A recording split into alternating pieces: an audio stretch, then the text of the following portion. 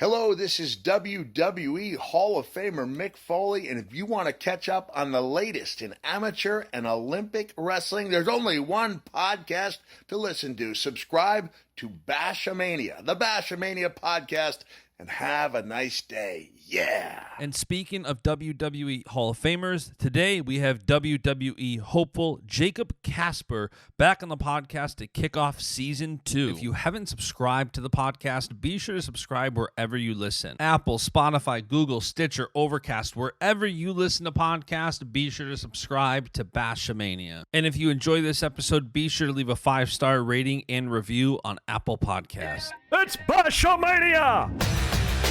Let me tell you something, brother. He gave us everything he had in him tonight. What you gonna do when Baschamania runs wild on you? Oh, it's gonna be a good one. And business just picked up here on the podcast. Oh, yeah. Jacob Kasper, how are you, man? I'm doing great. Thanks for having me back on. How are you?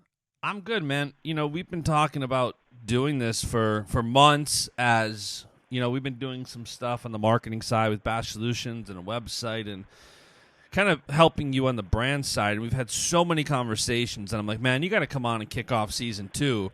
So, you know, I guess we'll start here. Recently announced retirement from amateur wrestling. What went into that decision? I think a lot went into it. I've been pondering that decision for a while now and kind of weighing all my options. You know, I don't think there's a bad option out there for me right now. It's just thinking about pursuing which dream that I feel I really want to go after. I was still kind of in the decision and deciding process, weighing a lot of those options, and my lease ended up running out on my apartment in Durham, and that kind of made things a little bit more difficult. Do I take the lease? Do I extend the lease without knowing what I want to do for another year? Do I want to, you know, just move on? Where am I going to move to? And there's a lot of things up in the air, like so many people right now are having these issues, especially during these coronavirus COVID times. So I figured for now it's best to say goodbye.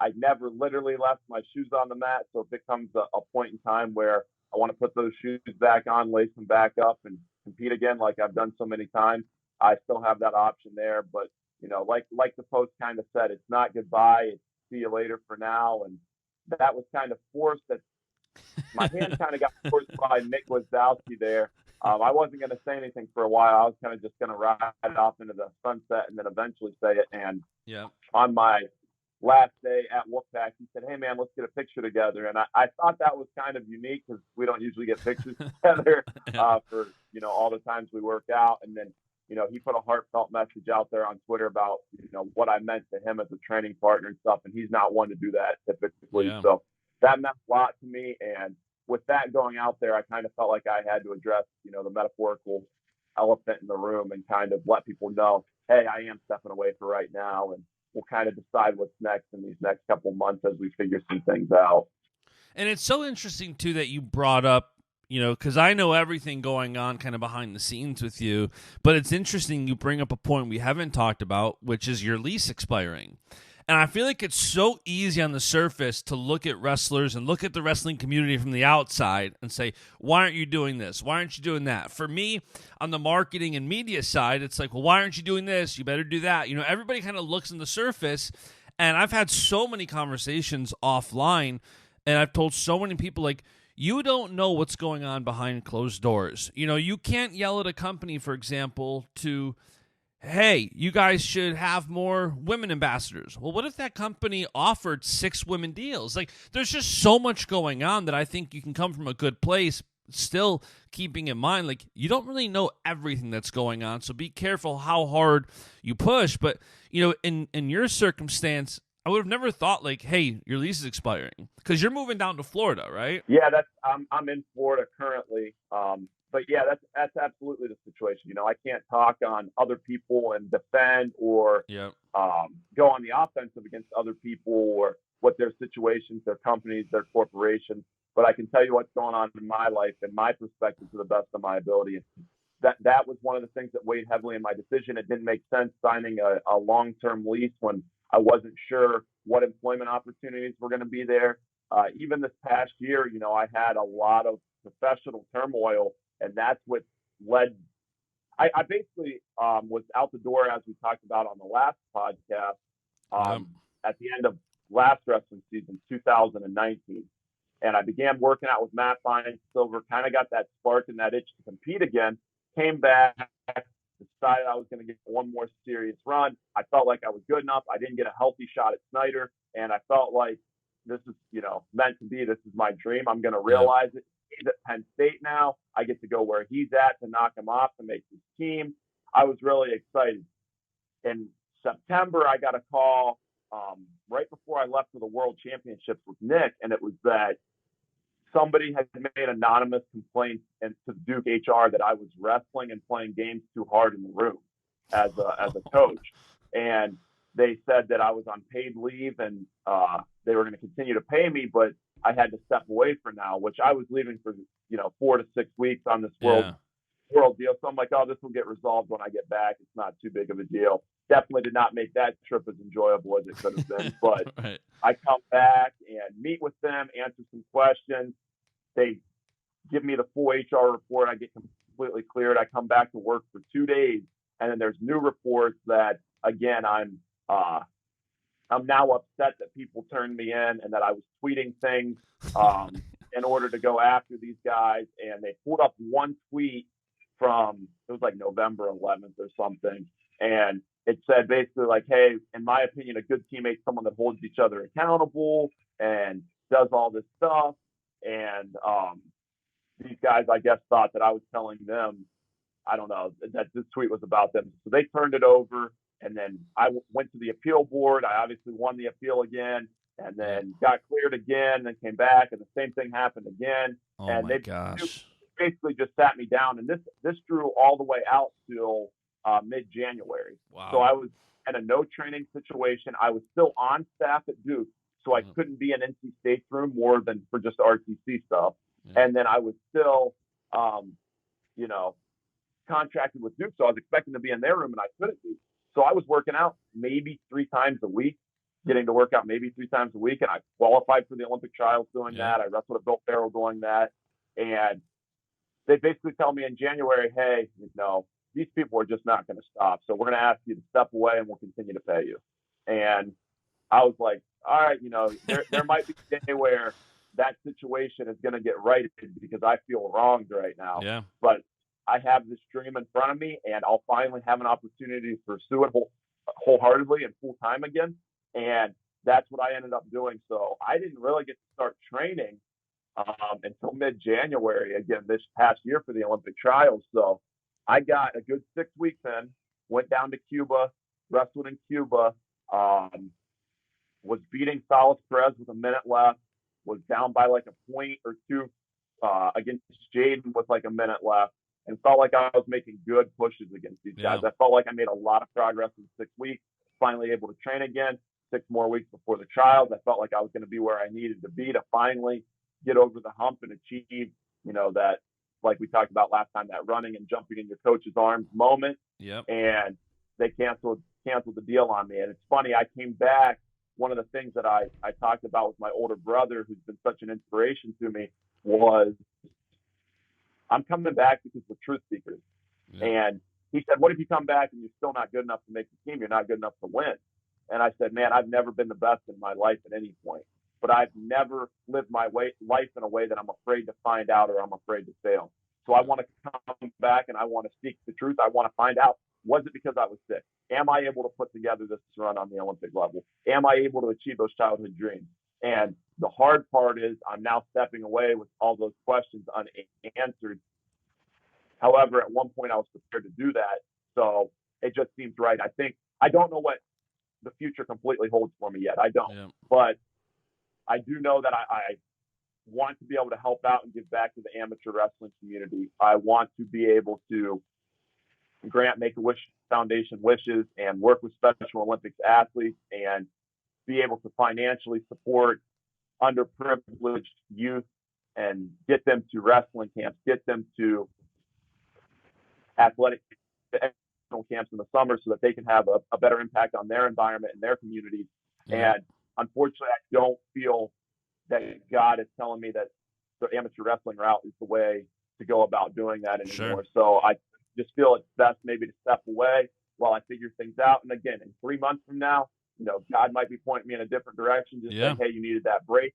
Now come back, make that serious push again, and let's get it popping. Let's get after these guys. Right. But that's not what I feel at this time. So that's why I kind of stepped away. That was a lot of the things that were going on behind the scenes when I was wrestling in Houston, Texas, Dallas, Texas, last December to qualify for the Olympic trials on no training. I was just showing up and wrestling because I felt like I was a go-getter and I was a gunslinger and I could do it. And I did enough to get qualified, and I thought I was going to be ready come trials time, but God had different plans for me. So I'm excited to find out what those plans are. For sure. And this is a sport that's so hard to walk away from in any capacity. I mean, I was never successful in the sport. I never even started varsity, and yet I can't get away from it. I love it, and now more than ever, I think the sport needs ambassadors. It needs people pushing for equality. It needs people pushing for more coverage for women's wrestling and growing the sport on different levels. Like, there's so many ways now more than ever, I feel like, to help the sport out. And that's the thing for you, I think, where it's like, man, there's so much you can still do, and you might still get sucked in by being active in the sport. You might be in a room and look it's only, August now? Olympic trials aren't until April. We're still 8 months away. A lot can happen in 8 months. But, as of now, if this is the end for your career, you look back on, and there's so many matches, so many memories, and we talked about some of them the last time you were on the podcast. What do you think are some of the things you reflect on the most as you look back on your time in this? That's a difficult question. Like you said, my entire life has been dedicated to this, has been involved in the sport of wrestling. And that was why the post again said, see you later, not goodbye, because I do think that I'll still be actively involved in the sport moving forward. However, even this morning, I was thinking after waking up, I don't know what life is like without wrestling. Wrestling knows what it's like without me, but I don't know what my life is like without amateur wrestling. And that's it's an exciting thing, but it's also been a comforting thing. And I would be a hypocrite to go about my life telling people to get out of their comfort zone, push themselves, go experience new things if I wasn't willing to do it myself. And it's an exciting new opportunity. It's a new opportunity, but one that I'm ready to tackle, and I think I'm ready for in my personal and professional life. So, I look back, and everything I have in my life right now has been in large part because of the sport of wrestling. The education I have is because of the sport of wrestling. The long-term girlfriend I met because of the sport of wrestling.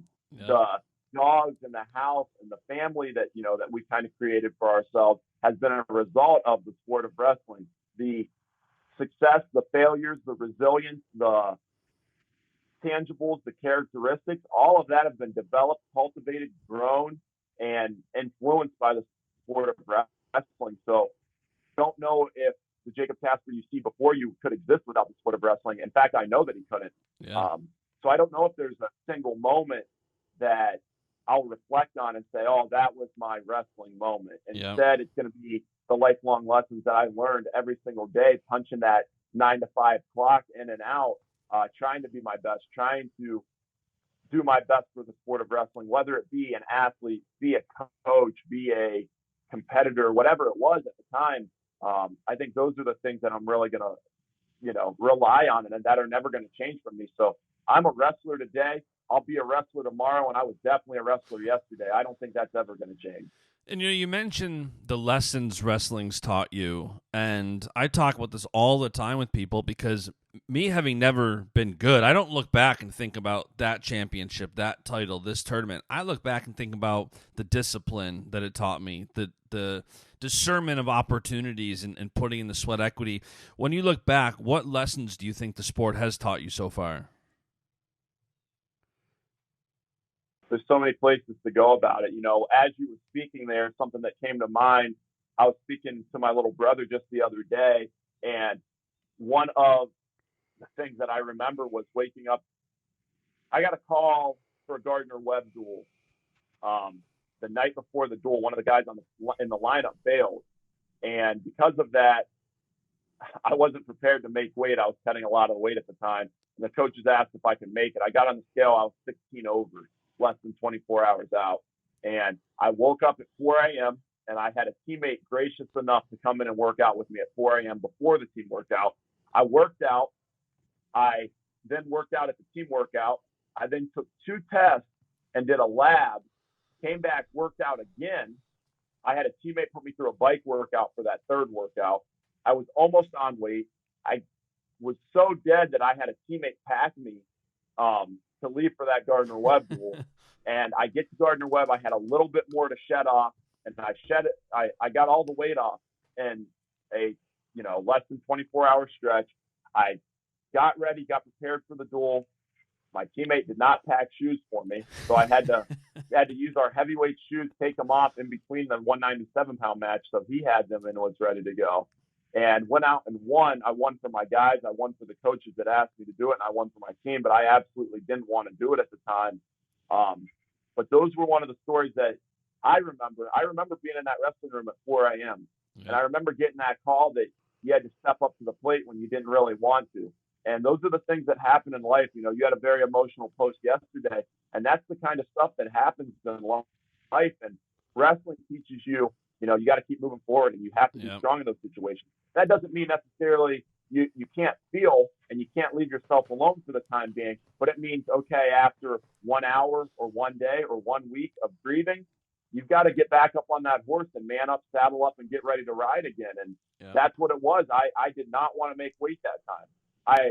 And when it came time to it, I was surrounded by good people that pushed me to do better things than what I wanted to do for myself. They loved me enough to want more for me than I wanted for myself. And Randy Roden was in the room with me at 4 a.m. Those guys on the team, Dylan Ryan, is who I wrestled with at that team practice, and he kept pushing me when I was dying. Coach Lanham, Coach Whistle were the ones that I wanted to make weight for so that I could wrestle for them. The guys in the lineup, I didn't want to let them down. Evan Botwin's the one that put me through that bike workout and packed my bags for me. So when I didn't want it for myself, I had other people in my circle that I could rely on. And that's one of the stories, you don't quit when you're tired. You don't quit when you want to be done. You quit when the job's done. Yep. And at times you might need help, but if you're surrounded by the right people, they'll help you do that. And, who knows, who would have thought that a Gardner Webb duel my sophomore year of college would be something that I was talking about on a podcast years later, but that just goes to show every single day, every single moment in that room, there were valuable teaching lessons and valuable moments that are kind of in your subconscious and then sometimes get brought to the surface, funny enough, and they'll continue to guide you through life when difficult decisions and difficult situations arise. For sure. And I know it's funny because there's always different things in life that stick with you as far as teachable moments and things you want to, share to others. And I know for me, when I was younger, my credit was absolutely ruined by decisions I made. You're living out of a car. How good can your credit be? And, growing up, I never had any guidance financially whatsoever. So I've learned the hard way everything about finances and what not to do, and telling young people, like, build your credit, do this, do that. I'm curious, there are and by the way, anybody listening who's young here, don't mess up your credit. Like, build your credit score. But there are a lot of younger listeners to this podcast in their, let's say, teenage years where their whole future's ahead of them still. Their whole wrestling career, their college careers, their potential junior cadet, world championship caliber careers are ahead of them. What advice would you give them, having gone through so much? If you're looking back to people who are now going to come after you, what advice would you give them?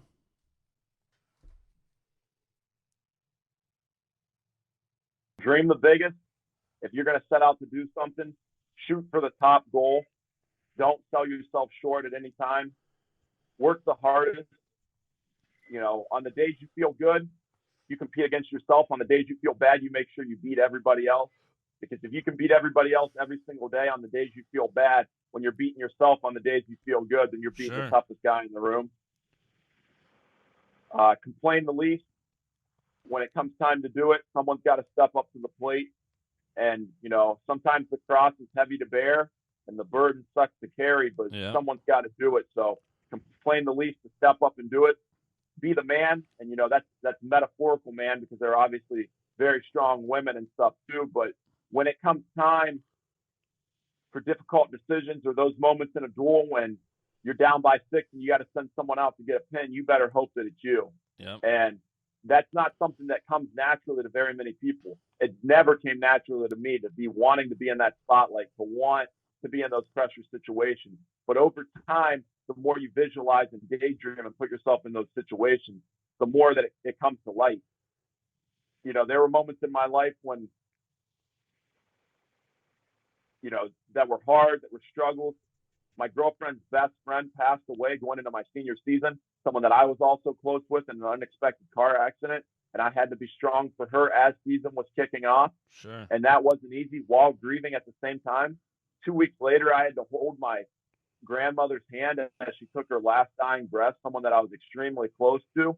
And at the same time, not a lot of people on the team even knew that all that was going on. Sure. Because I had to also be the team captain, team leader, and lead by example. If it's packing up for your house, be the first one awake to pack the house to get ready to move, and be the last one to go to sleep, and don't stop in between. Sometimes you just got to, like I referenced early, buckle down, saddle up, man up, and just carry on. And it sucks, and it's not enjoyable. But at the end of the day, we have to do what we have to do in order to do what we want to do. Sure. And those are one of the things that are going to get you there. And then above all else, I guess, stay humble at the end of the day. God is a humbling thing. The sport of wrestling is a humbling thing.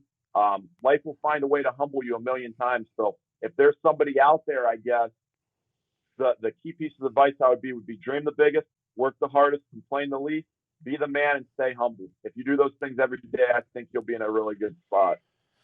Yeah, for sure. And that's one of the reasons I've become such a fan of you, just watching your work ethic and watching that attitude of just, I don't care what it takes. I don't care how hard it is. I'm going to do it and not shy away from it. I think you have a lot of people that take the easy road. They want to go to the school where they're not going to have to compete for a spot. They're going to do things that, to just kind of,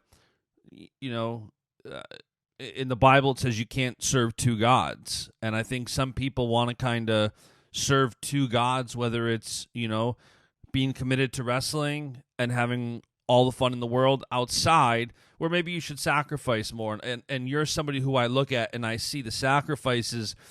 And, I want to talk a little bit about the WWE, because the last time you came on the podcast, we were talking about your dreams of being in the WWE.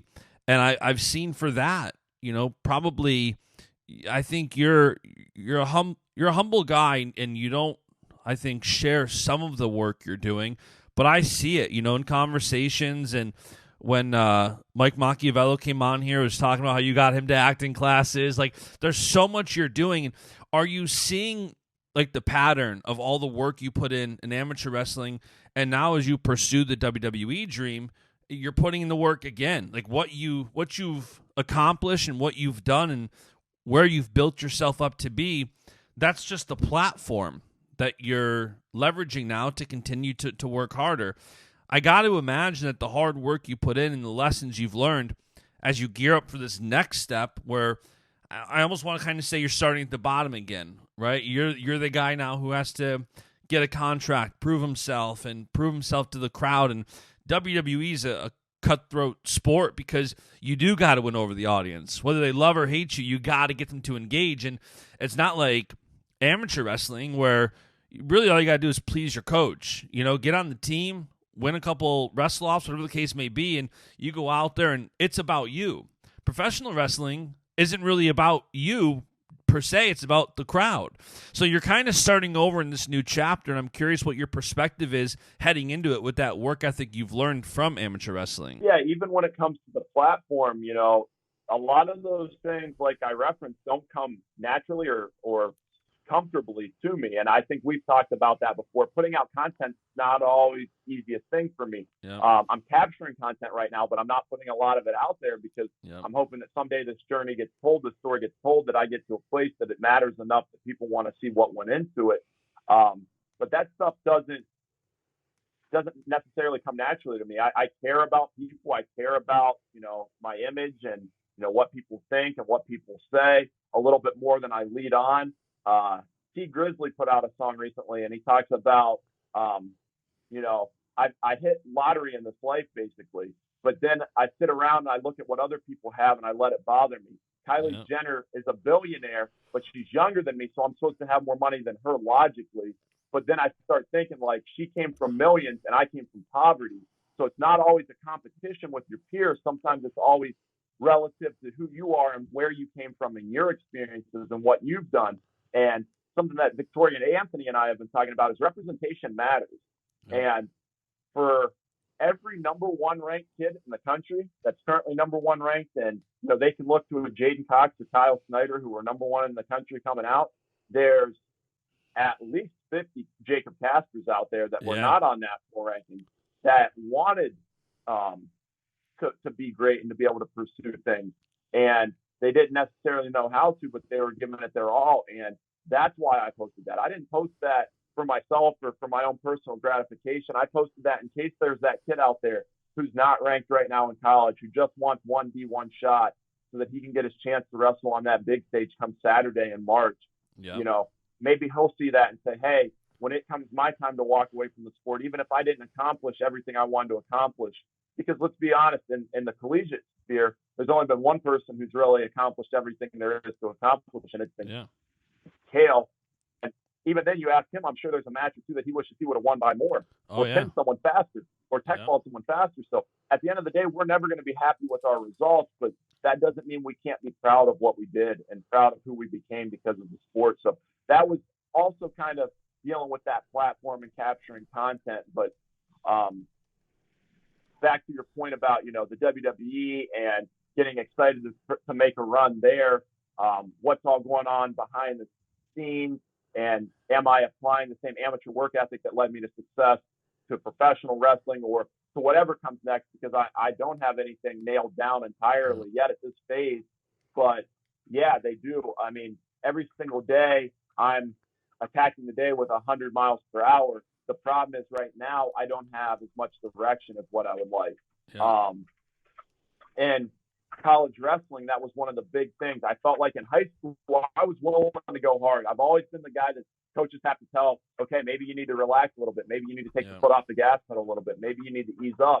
And when I got to college, I had coaches that were able to give me direction to better channel my energy, better channel my effort, and to seeing direct results. And right now, not having a coach, not having a team, not having those things make it difficult to feel like I'm getting entirely prepared, which is interesting because I've just come from a situation where I was so familiar. I'm 25 years old. I've been wrestling since I was 3. So I've got 22 years of experience in the sport of wrestling. I know what I need to do. And I'm just not in that same place yet for MMA, for pro wrestling, for business, for whatever is to come next, for tech stuff like as we discussed. I'm not familiar with that stuff at all. I don't know how to use that stuff. So I am working hard to the best of my ability every day, but I definitely feel that when the time comes and I get some coaches in my corner, I think I'm going to be able to better channel that, because at the end of the day, if you're going 100 miles per hour but not in the right direction, I guess it's kind of worthless, right? And there was actually a TED talk about that. If you want to go fast, go by yourself. You want to go far, go with a coach. And a successful professional was talking about how he hired a coach for his personal training, for playing an instrument, and you've got to be willing to humble yourself sometimes and realize I don't know what I'm always talking about. And I felt my promos and my public speaking ability needed work, whether it be for MMA, for business, for professional wrestling. So I hopped into those acting classes, and I've been doing those and pouring my heart into it and trying to get the best results I can. I've been lifting hard. I've been dieting right. I've been studying film. I've been doing everything I can, and I don't know what I'm not doing yet because I don't know what I don't know. But, as soon as someone tells me, hey, you need to implement this, I'm going to do it and do it to the best of my ability to try to be successful. And that's what amateur wrestling gave me. Yeah. You said a lot there. I want to pull a couple things out. Number one, Victoria Anthony. I am a huge Victoria Anthony fan.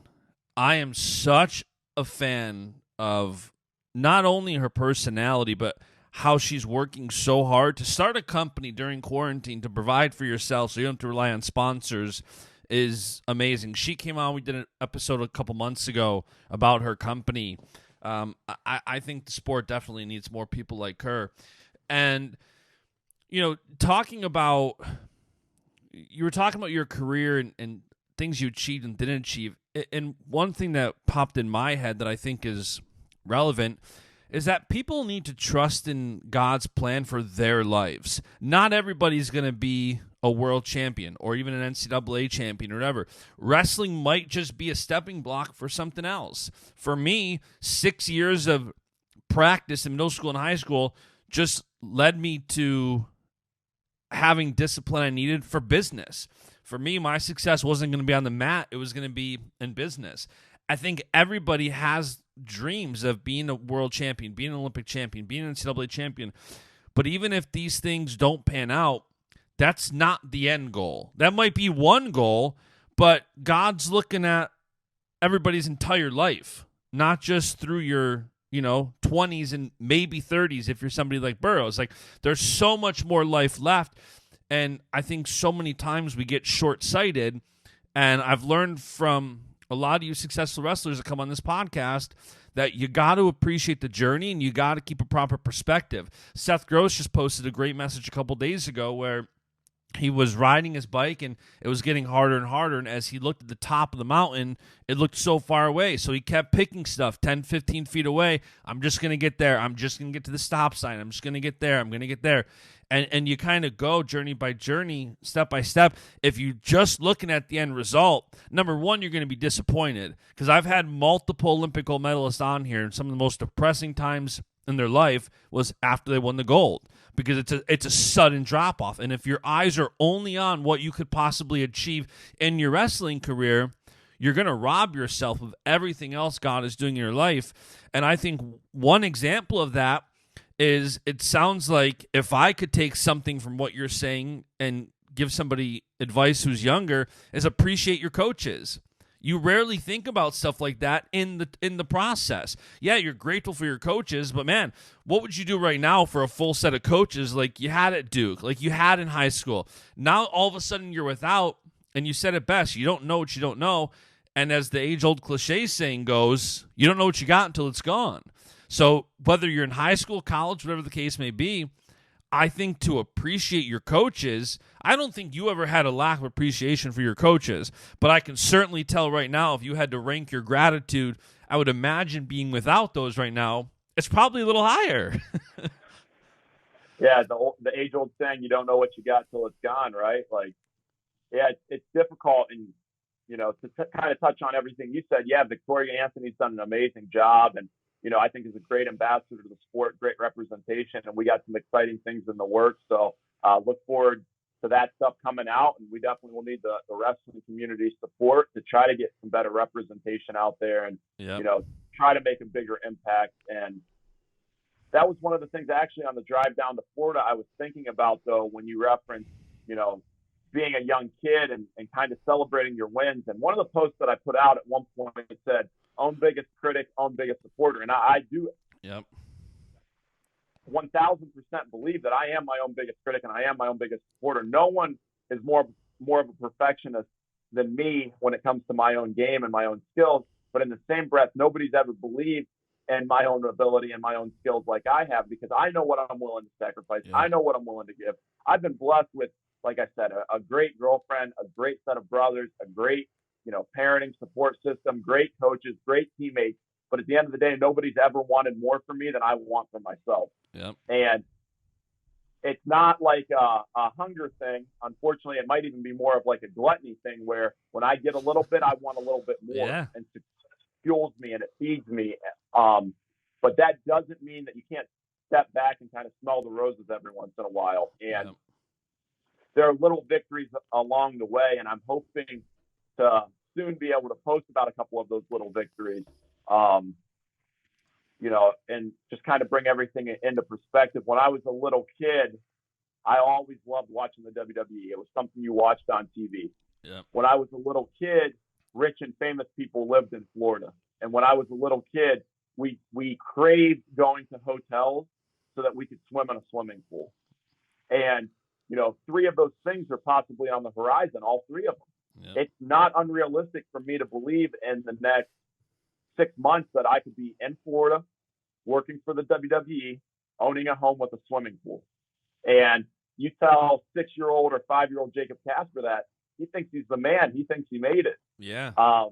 But 25-year-old Jacob Kasper realizes there's a lot more to life. Yeah. And he's got a lot more to do, and materialistic things aren't everything. He's got a lot more he wants to accomplish. And I maybe believe that if you ask freshman in high school Jacob Kasper, who just went 10 and 13, hey man, I'll give you the opportunity to end your career as a Division I wrestler, as a 2-time Division I All-American, 2-time Southern Scuffle champion, Duke Athletics Most Valuable Athlete, Duke Athletics Male Scholar of the Year, 2-time Olympic Trials qualifier.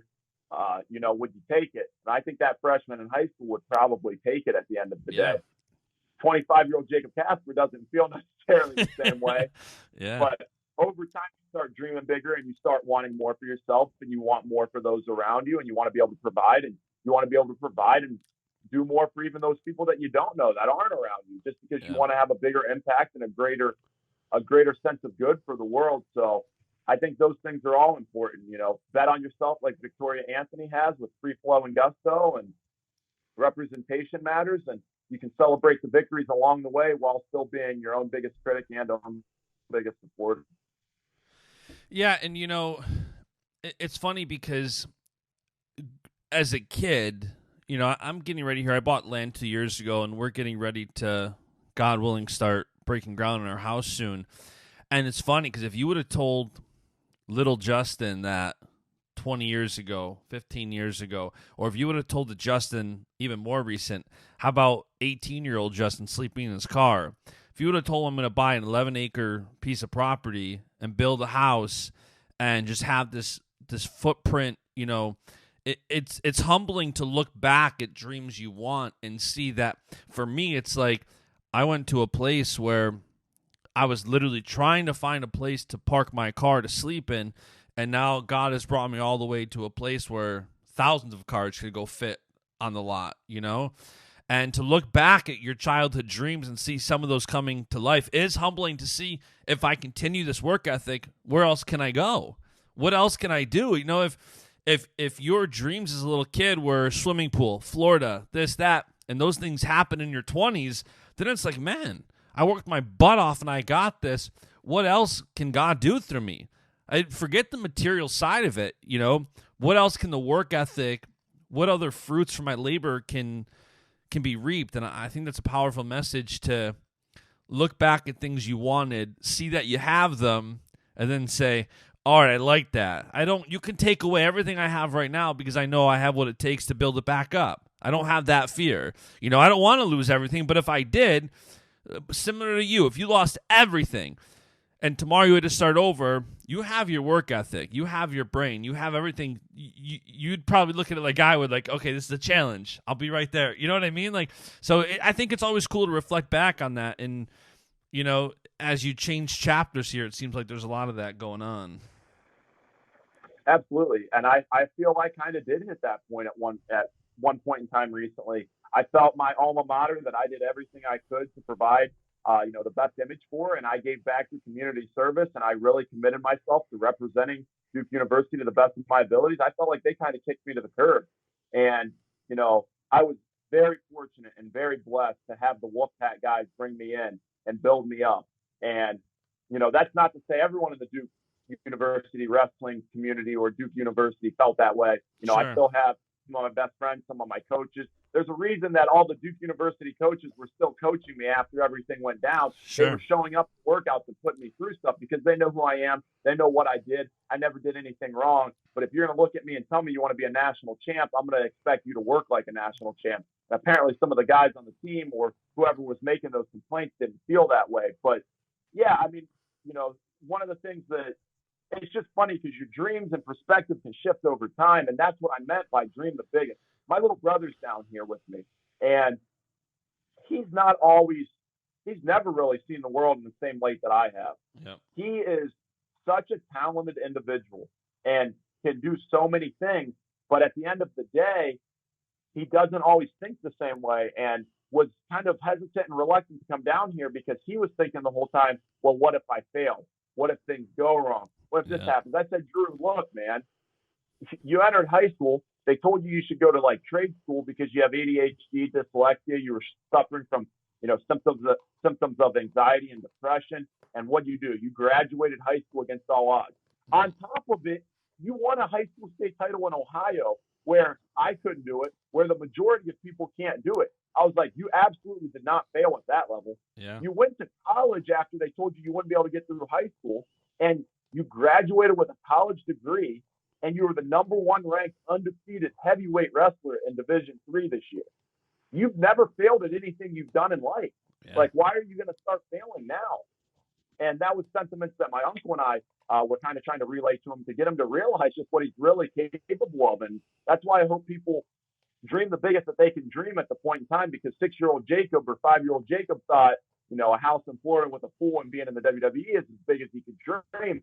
But I realized there's so much more to that. And, 2 examples of that would be, we were just in Dick's Sporting Goods the other day, my brother and I, and we were walking through to return an item with my uncle, and we saw the Under Armour section. You know how they have it by brand typically. Yeah. And every single graphic in that Under Armour section is The Rock. And it's The Rock lifting, and it's The Rock, in this gear and this Under Armour. He's got the shoes, he's got the socks, he's got headphones, everything. And my brother said, man, isn't that something? Like, that's the top right there. That's what, the best of all time in, the sports entertainment industry has done. And I said, man, I think the shoes are too small. I'm thinking even bigger.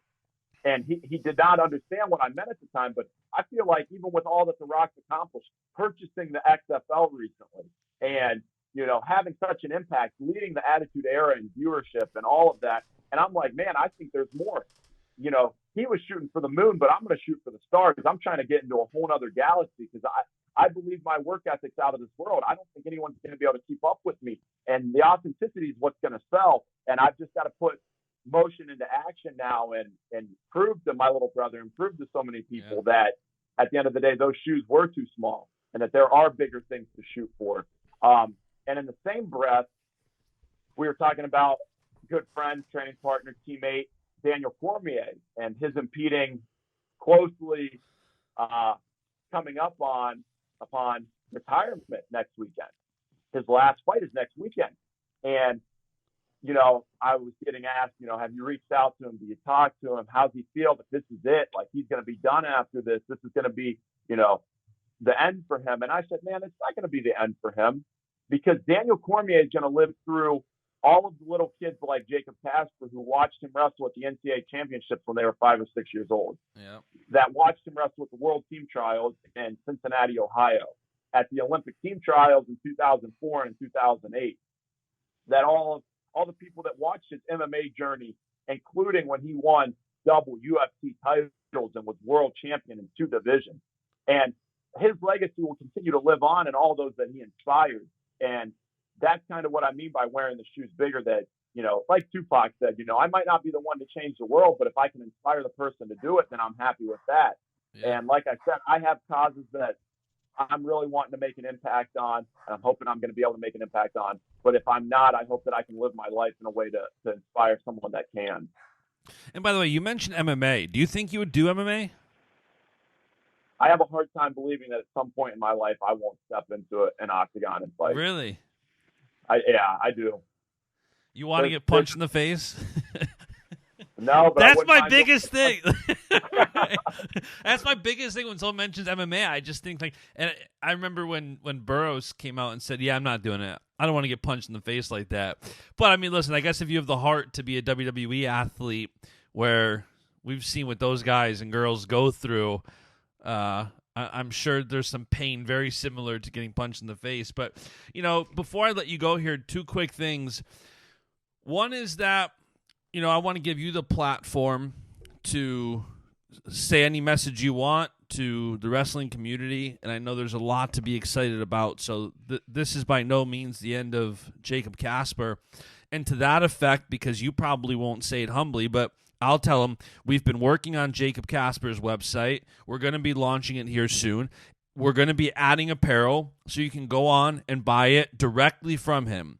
So part of the reason I've been working with so many athletes at BASCH Solutions with e-commerce lately is these apparel companies put some money in athletes' pocket, but it's a fraction of what it should be. And it's not that the apparel companies are crooks, it's that it's a small space. So when you run an apparel company, there's a lot of different people that got to get paid, and there's a lot of different expenses that it gets hard to give these athletes what they're worth. And I think one aspect that can be taken care of is buy right from the athletes. Not every athlete has the means and the resources to make that happen, and we're working with as many as possible. But you want to support Jacob, go to his website, buy some apparel. He's going to have many different things on there for sale. It doesn't have to just be apparel. So you want to support the athletes. You can support them directly, especially when a guy like Jacob here is, putting in the time, committing the resources to building something like that, not only for his brand, but so that people that want to support him have an avenue. You don't have to go push an apparel brand and then hope that apparel brand keeps them on as an ambassador. Go buy right from the athlete. So, anybody who wants to support Jacob, that's definitely one thing you can do. Keep your eyes peeled for an announcement for a website launch. But, before we end this thing, Jacob, I'll give the floor to you to give any message you want to the wrestling community. Wrestling is a sport that you'll never be able to fully repay what it's done for you, and I'm aware of that, but I'm going to do my best job to repay what it's given me moving forward. The lessons, the people that I've met, they've been second to none. They've been world class, and even when I posted that video, the Darian Cruz's, the Nate Jacksons, the Mike Mox, the Tommy Gantz, the Nick Wazowskis, that have been in the room and have seen my work ethic and paid homage to that, and paid respect to the person that I am. That's really inspiring, and I appreciate that they took the time out of their day to do that. People like you that have helped me so much on the business side of things and getting things rolling, moving forward. Like, I appreciate that so much. I appreciate the platform I'm always given, and I'm not going to say I'm going to be without fault, or I'm not going to stumble along the way, but I promise to try to carry that responsibility to the best of my ability. And I'm working hard every single day to make everybody proud and to do my best to represent the amateur wrestling community. And I would, appreciate ongoing support. And if you've been supporting, before that, I would appreciate the ongoing support. If you haven't yet, I'd appreciate support moving forward. And at the end of the day, I can't promise a lot of things, but I promise I will give every drop of sweat, every drop of blood, everything I have to leave the greatest impact I can on the world, and, to act morally and act ethically. And that's what I'm going after right now. And I'm going after it wholeheartedly. So, if you have the financial means, cool, please help support. If you don't, cool, please check out the website. That's free. Post about it, retweet. And I think that goes for everybody and everybody's platform. It doesn't just have to be Jacob Kasper or Baschamania. Whoever you feel has a platform or is doing good in the world, support them to the best of their ability, because I think many people don't truly appreciate how much those things really mean to us. I can sit here and ramble on it about it all day, but at the end of the day, it's going to mean a lot more than I'll ever be able to convey. So thanks. Please continue. If not, please start. And let's buckle up. It's going to be a really, really fun and exciting ride kicking off here soon. So stay tuned for some big news. I love it. Awesome. Jacob, have a good day. I'm sure this won't be the last time you're on the podcast, and I'm sure we'll be talking within a few minutes. So, all right, you too. And that is it for today's episode. Thank you so much for tuning in. I hope you enjoyed this conversation as much as I did. If you did enjoy this episode of the podcast, be sure to leave a 5-star rating review on Apple Podcasts, and be sure to subscribe so you don't miss out on more episodes. For more wrestling content, be sure to follow Baschamania on Facebook, Twitter, and Instagram, and follow me. I'm at JBash on Instagram and at JustinJBash on Twitter. I'll be back with another episode shortly. See ya. And the beat goes on. It goes on. It goes on. It goes on.